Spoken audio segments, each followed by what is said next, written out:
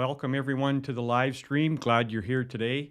Today we're going to be talking about a topic that has come up every once in a while, and we have some clients that they're daunted by this, and that is, why do my ACT emails not attach, or my Outlook emails, let's say, that don't attach to my ACT database? And so this is an issue for some people that happens quite often, and it's quite repetitious. Others don't have the problem ever, and it just seems to work. So we thought we'd go through this today and just talk about, well, first of all, why does this happen? And then, well, what can you do to fix this so that it doesn't happen again?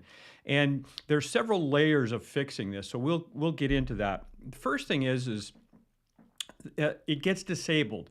There's a little plug-in in Outlook that when you install ACT puts this plugin in there, and sometimes it can get disabled. Now there's several reasons why it can be disabled. One is Microsoft Update, and this happens quite often, and Microsoft will do an update. It'll disable that because it's a plugin inside there. And then the other thing is that it can be slow. So if in your environment it is slow connecting to it, and I'm talking seconds here, not minutes. If it's slow to connect, then it will disable it as well. And so you'll need to enable that, and we'll show you how to do that. The other one is the environment. In some cases, it's an environmental thing. Computer security settings can also be virus and firewall settings that can either disable or slow down the connection, and then it disables it in the Microsoft plugin. And so what I want to do is just cover these. So there's these two, that's disable and the environmental areas that are usually the issue. So we're going to cover that and show you how to fix the problem yourself. Now there's several layers. Some layers of fixing needs to have a technician do it, but for the most part, what I'm going to show you today is usually the higher percentage of why this thing gets disabled. So let's get into this. All right, so I've got ACT up. I'm just going to minimize ACT for a second because we're going to deal with Outlook. So in Outlook, there's several different ways to find out if it's disabled. The first way is click on the ACT. If this ACT menu is missing, that means it's been disabled. If you click on it and the ACT one is showing, but they're all grayed out, it probably means that in ACT, there's a setting that's not set up properly. So if this is missing, it's probably disabled. If it's there, but these are grayed out, then it's probably something in ACT that's not set up properly. So let's first of all go into File, and the culprit is right here, Manage Slow and Disabled COM Add-ins. So this is the one that comes up. Now you can see mine seems to be fine. If I click on this, there's nothing that's slow, nothing disabled, and so there's nothing going on there. So obviously it's something else. Now, if you want to find out if this is the culprit, what will happen, let me just grab this here.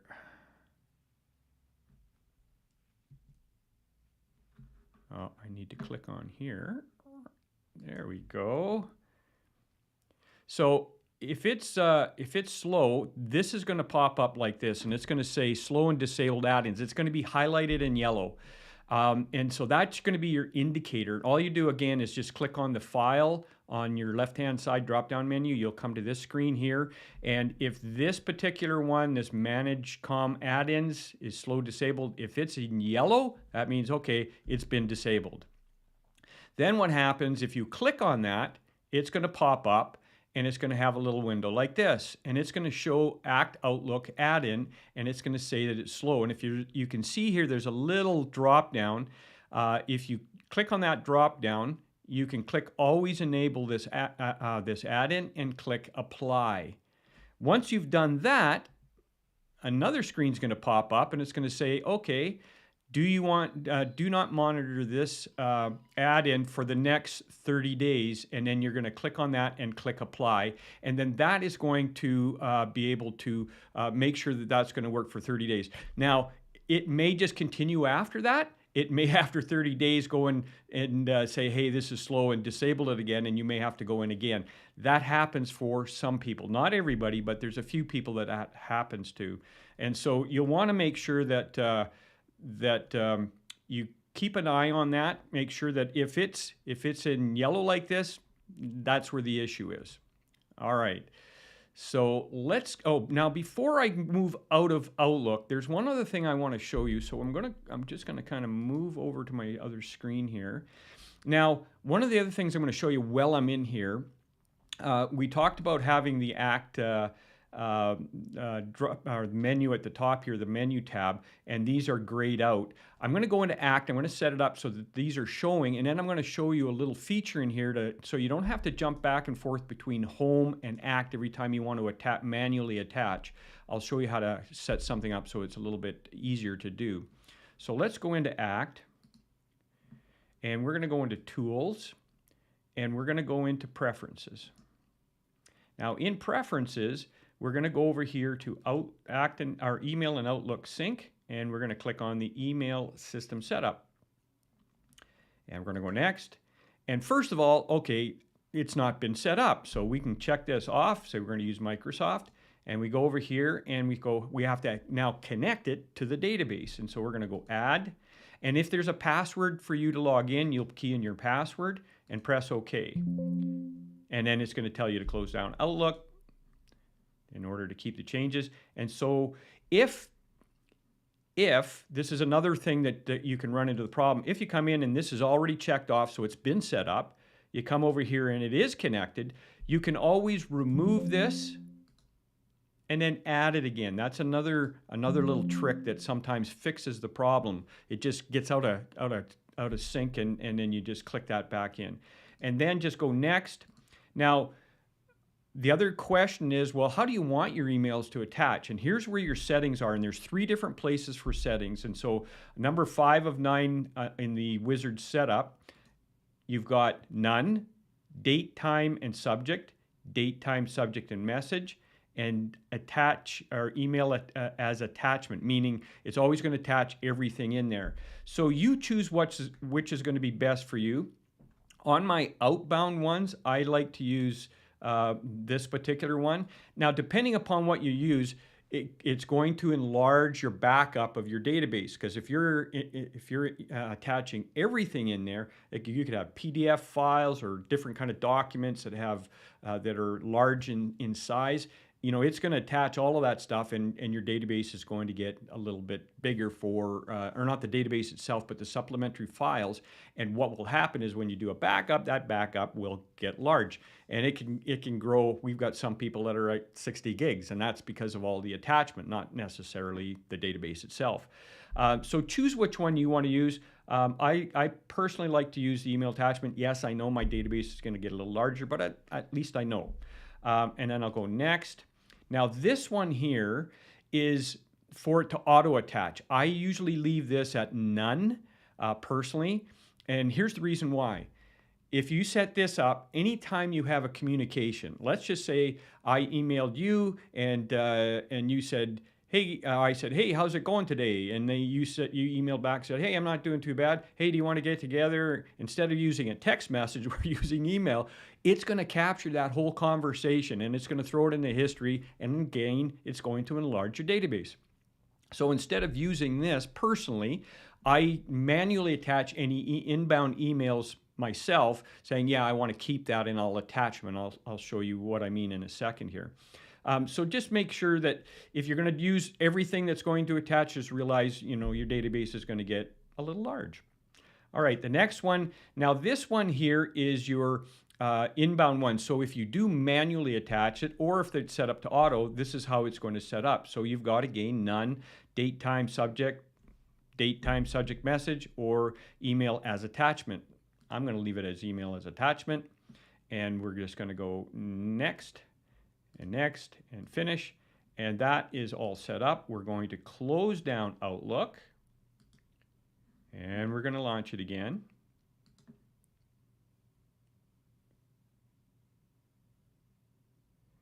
And now, before I go back into Outlook, there's one other setting. So when you go into your preferences, It could be in here. And I'm just going to go through this really quickly again. It could be not even set up, or you may want to remove this and add it back in again. Okay, so those are your two things there. The other thing that you can do, now this only works if you're in an office environment where you're connected to a local network. If you're running a remote database, this won't work for you. But if you're in a local area network, you're at the office, the server's at the office, and again, I'll emphasize not if you have a remote database, and if you're not sure what that means, talk to your IT staff or one of us, or someone who's a point person at your office there that will let you know whether you have a remote or not. This one right here, use shared database network for API access. Sometimes one of the next levels of this, so if this doesn't fix this, then we have to get to a technician who will deal with API connections and a bunch of other things that are typically over most people's heads. We get into some technical depth that you want a technician to do it as opposed to you trying to do that. And so on, you can apply this, go okay, and then that will work. And again, not for a remote database, and that could fix the problem. So we've gone through several here with ACT and with Outlook. Let's go back to Outlook. So again, right here, if this is disabled, it'll be highlighted. We talked about that. You can rewind the recording after to see how that works. And now the last thing I wanted to show you in here is when you're in here, what really bugs me is having to go over here, and you'll notice that these are all highlighted now. So I can go in and attach. I can do a quick attach to the database manual. And this is how I like to do it. I like to manually say, hey, yeah, I want to keep this. I want to attach it to this person's record. And so that's how I would do it.